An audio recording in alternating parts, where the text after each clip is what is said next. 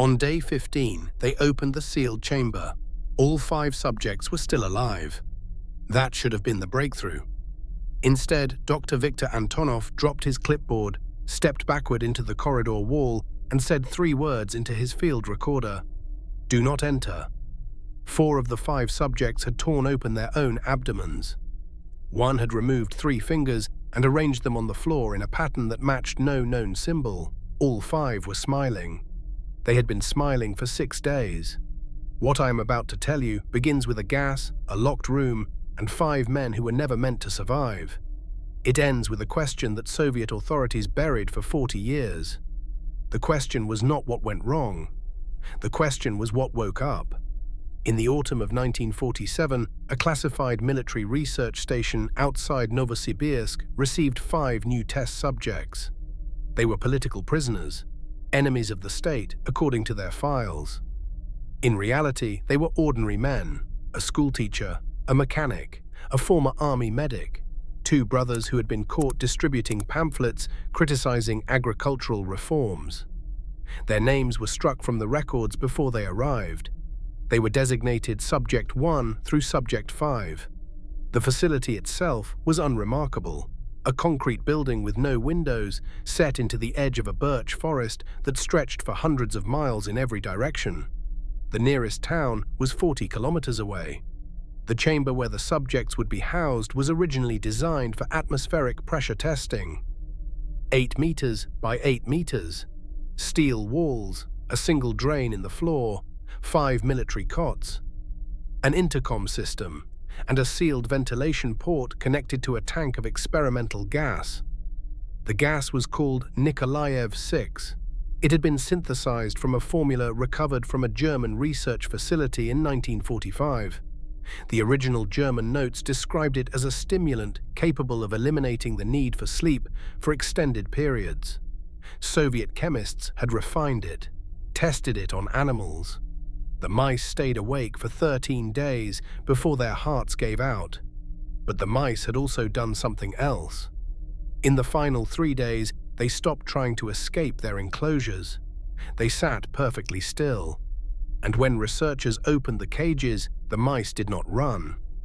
They turned, looked at the researchers, and waited. No one put that detail in the official report.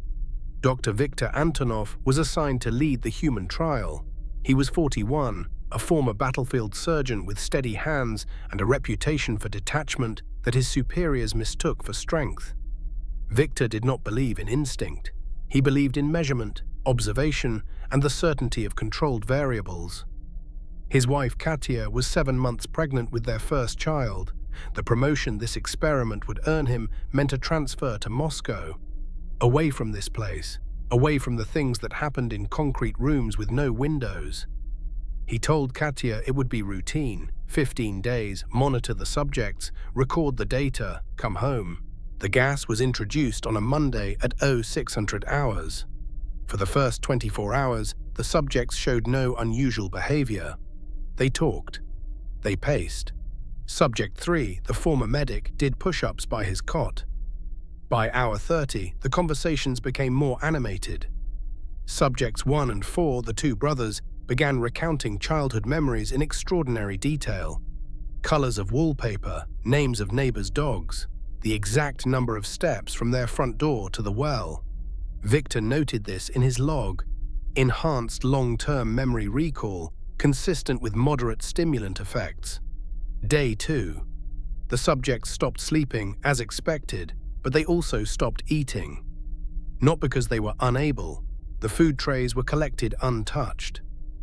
When asked through the intercom why they were not eating, Subject 2, the mechanic, pressed his mouth against the speaker grill and whispered, "We are not hungry, we are listening."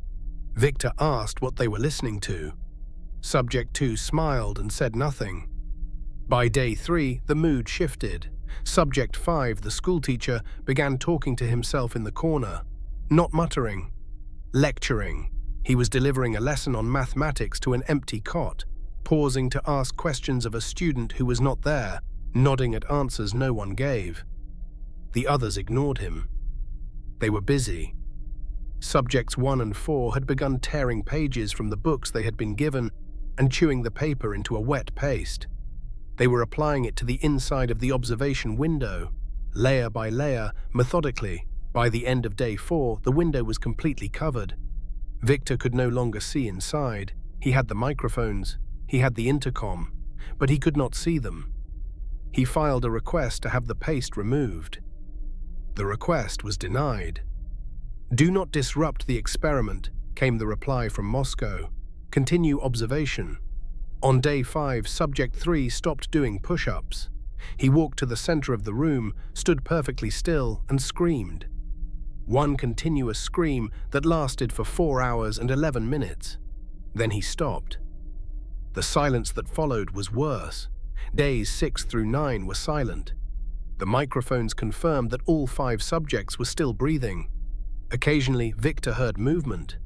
Footsteps, the scrape of a cot being dragged across concrete. Once, what sounded like wet tearing, like damp cloth being pulled apart slowly. But no voices, no screaming, no conversation.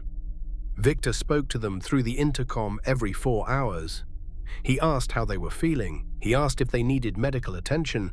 He asked if they wanted the experiment to stop. The intercom crackled with breathing. That was all. On day 7, Victor noticed something in the audio recordings that his assistant, a young technician named Lev, had flagged. Between 0300 and 0400 each night, all 5 subjects whispered simultaneously. The same words, at the same cadence, in perfect unison. Lev had isolated the audio and amplified it. The language was not Russian. It was not German, English, or any Slavic dialect. Victor sent the recording to the linguistics department at the University of Leningrad. The response came back 3 days later, marked urgent. The phonetic patterns did not correspond to any known language, living or dead. The linguist added a personal note at the bottom of his report. "I played this for my colleague in the archaeology department. He turned pale and asked where I had obtained a recording of sounds from the Denisova excavation. I told him I did not know what he was talking about. He said the patterns match vocalizations found inscribed on bone fragments recovered from a cave in the Altai Mountains. The fragments are approximately 40,000 years old." Victor filed the linguistics report with his daily log. He noted it as anomalous auditory behavior, likely a shared psychotic episode caused by sleep deprivation and group confinement. He did not believe his own explanation. On day 9, Katya called the facility. She told Victor that the baby had been kicking strangely, not the usual fluttering, a rhythmic pattern, tap, tap, tap, tap, pause, tap, tap, tap, tap. Victor listened to her describe the rhythm. Then he hung up the phone, walked to the monitoring station, and played back the audio from the chamber. The tapping of Subject 4's fingers against the steel wall was identical.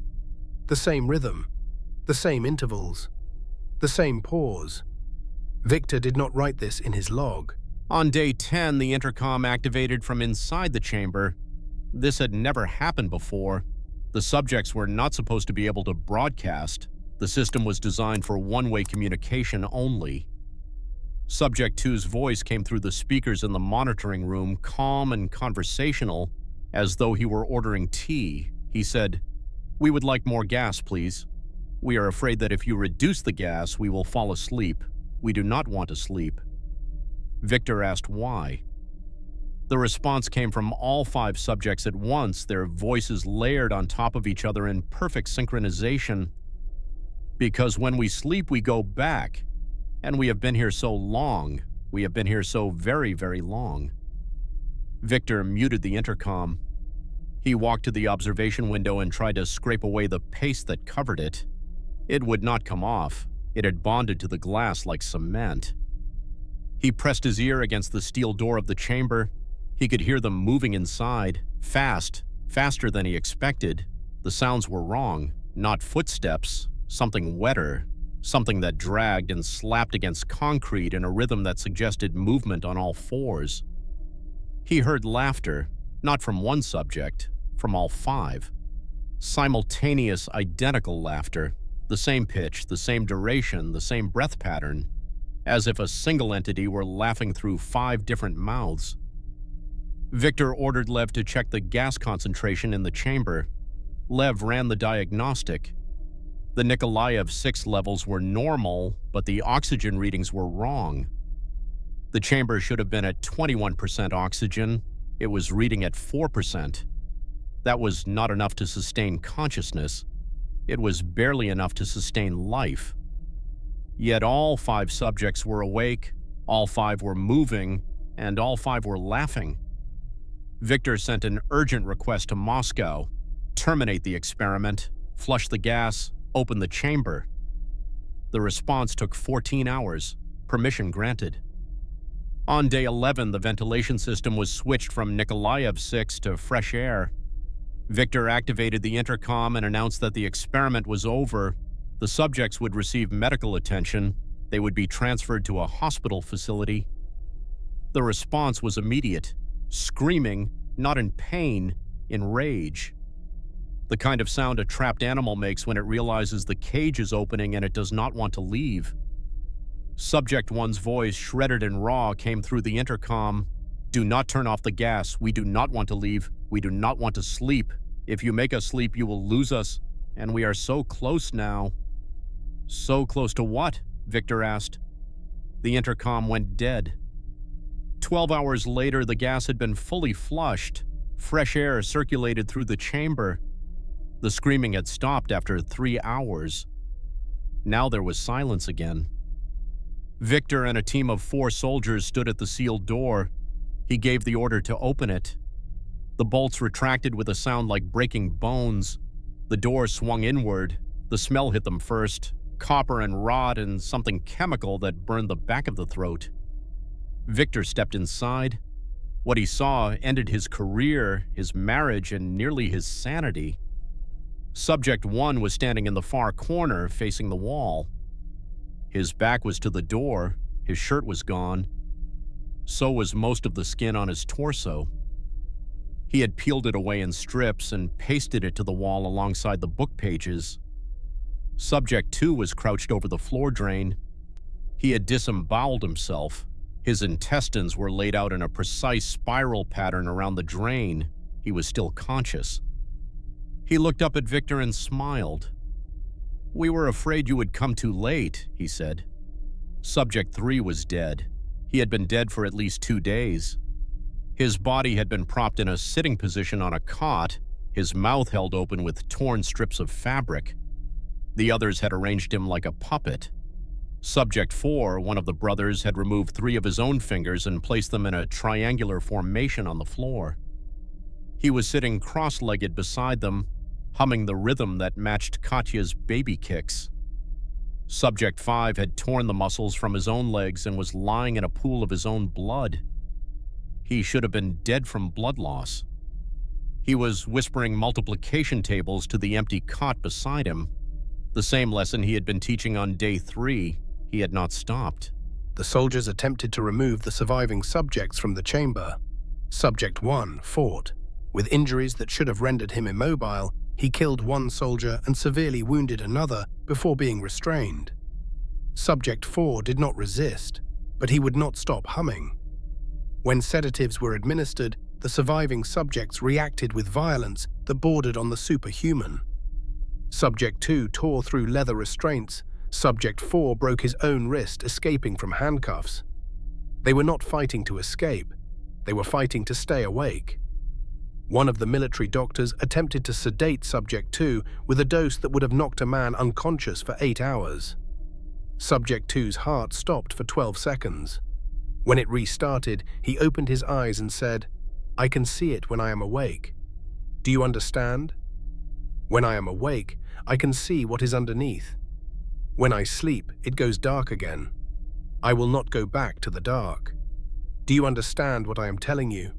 Victor stood in the observation room, staring through the now cleared window at the carnage inside the chamber. The paste had been scraped away during extraction.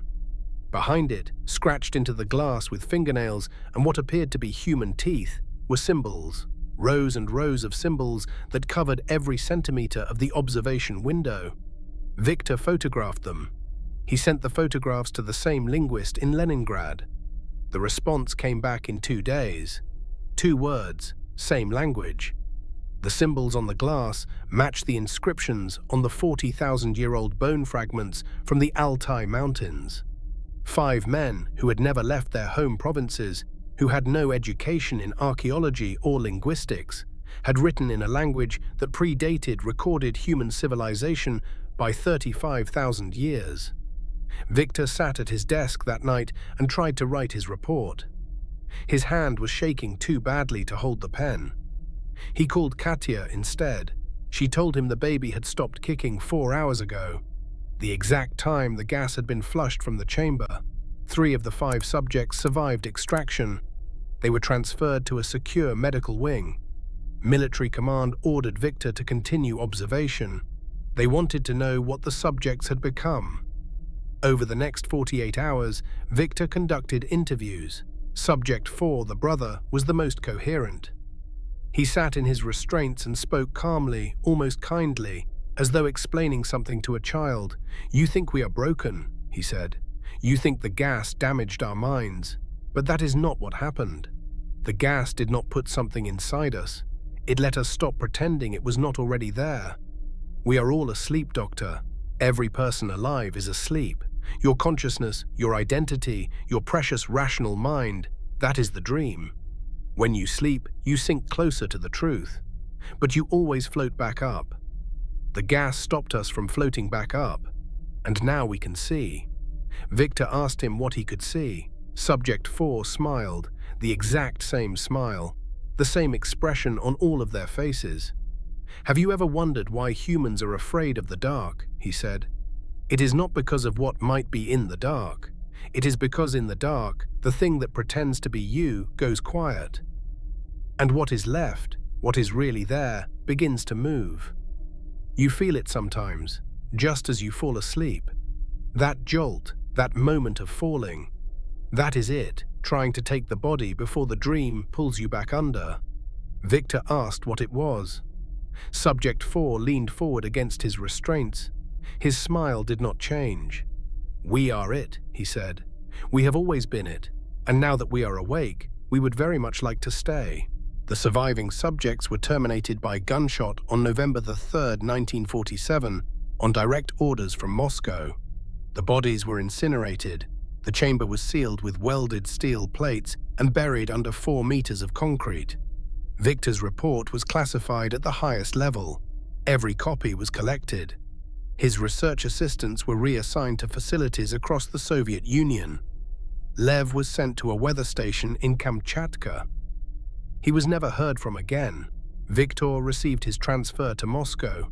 He never spoke about the experiment. Katya gave birth in December.